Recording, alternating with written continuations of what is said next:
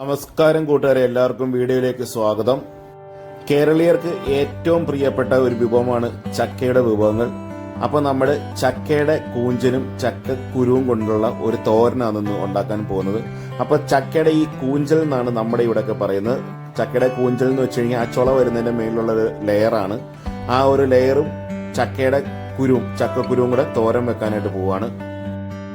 അപ്പൊ തോരൻ ഉണ്ടാക്കാനായിട്ട് നമുക്കൊരു അരപ്പ് ആവശ്യമുണ്ട്. അരപ്പിനായിട്ട് ഞാൻ ഇവിടെ എടുത്തു വെച്ചിരിക്കുന്നത് തേങ്ങ, മഞ്ഞൾപ്പൊടി, ചുവന്നുള്ളി, കുരുമുളക് പൊടി, പെരിഞ്ചീരകം. ഇത്രയും സാധനം നമുക്ക് ചെറുതായിട്ടൊന്ന് അരച്ചെടുക്കാം. ഒരുപാട് അങ്ങ് അരങ്ങി പോകരുത്.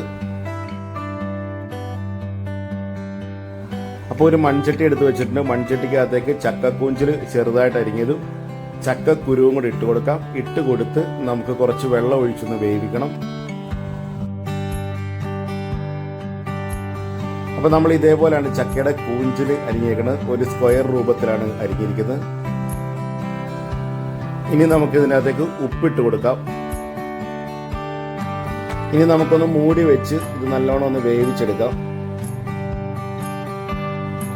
അപ്പൊ ചക്കക്കുരും ചക്കയുടെ കൂഞ്ചിലും നന്നായിട്ട് വെന്ത് വന്നിട്ടുണ്ട്. അതിൻ്റെ അകത്തേക്ക് നമ്മൾ നേരത്തെ മിക്സിയിൽ അടിച്ചു വെച്ചിരുന്ന വെച്ചാൽ അരപ്പ് ഇട്ട് കൊടുത്തിട്ടുണ്ട്. അരപ്പും ചക്കയുടെ കൂഞ്ചലും കൂടെ നന്നായിട്ട് അങ്ങോട്ട് മിക്സ് ചെയ്യുക.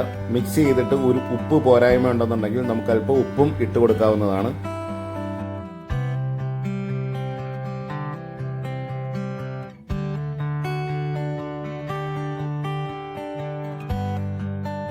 അപ്പൊ നമ്മുടെ തോരൻ്റെ ഉള്ളിലെ വെള്ളമൊക്കെ വറ്റി തോരൻ നല്ല പാകമായിട്ടുണ്ട്. അപ്പൊ നമുക്ക് ഈ ചട്ടി മാറ്റിയിട്ട് ഇനി ഒന്ന് കടുക് ഇറക്കാം. കടുക് വറക്കുന്നതിന് ഇരുമ്പിന്റെ ചീനിച്ചട്ടിക്കകത്തേക്ക് വെളിച്ചെണ്ണ ഒഴിച്ചു കൊടുക്കാം. വെളിച്ചെണ്ണ നന്നായിട്ട് തിളച്ചു വരുമ്പോൾ നമുക്ക് അതിനകത്തേക്ക് കടുക് ഇട്ട് കൊടുക്കാവുന്നതാണ്.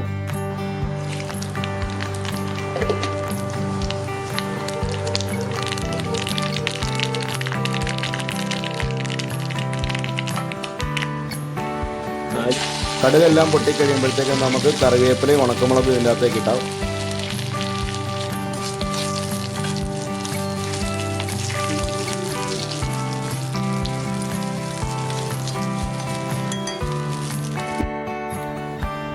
കടുക് പൊട്ടിച്ചത് നമുക്ക് ഈ തോരന്റെ മേളിലേക്ക് ഇട്ട് കൊടുക്കാം. ഇട്ട് കൊടുത്ത് നമുക്ക് നന്നായിട്ടൊന്ന് മിക്സ് ചെയ്യാം. അപ്പം നമ്മുടെ ചക്കയുടെ കൂഞ്ചലും ചക്കക്കുരുവും കൂടെയുള്ള തോരൻ റെഡി ആയിട്ടുണ്ട്. അപ്പം ചക്കയുടെ കൂഞ്ചൽ കൊണ്ട് നമുക്ക് ഈ തോരൻ മാത്രമല്ല, നമുക്ക് നല്ല അടിപൊളി തീയലും വെക്കാനായിട്ട് സാധിക്കും. അപ്പം ഇനി ചക്ക കിട്ടുകയാണെന്നുണ്ടെങ്കിൽ ഉറപ്പായിട്ടും ചക്കയുടെ ഈ കൂഞ്ചൽ കൊണ്ടുള്ള തീയലും നമ്മൾ ചെയ്യുന്നതാണ്. അപ്പോൾ ഈ കടുകൊക്കെ താളിച്ചിട്ട് കഴിയുമ്പോൾ ഇതിൻ്റെ ടേസ്റ്റ് എന്ന് പറഞ്ഞു കഴിഞ്ഞാൽ നല്ല അസാധ്യ ടേസ്റ്റാണ്. അപ്പോൾ എല്ലാവരും ഒന്ന് പരീക്ഷിച്ച് നോക്കുക. എല്ലാവർക്കും നന്ദി, നമസ്കാരം.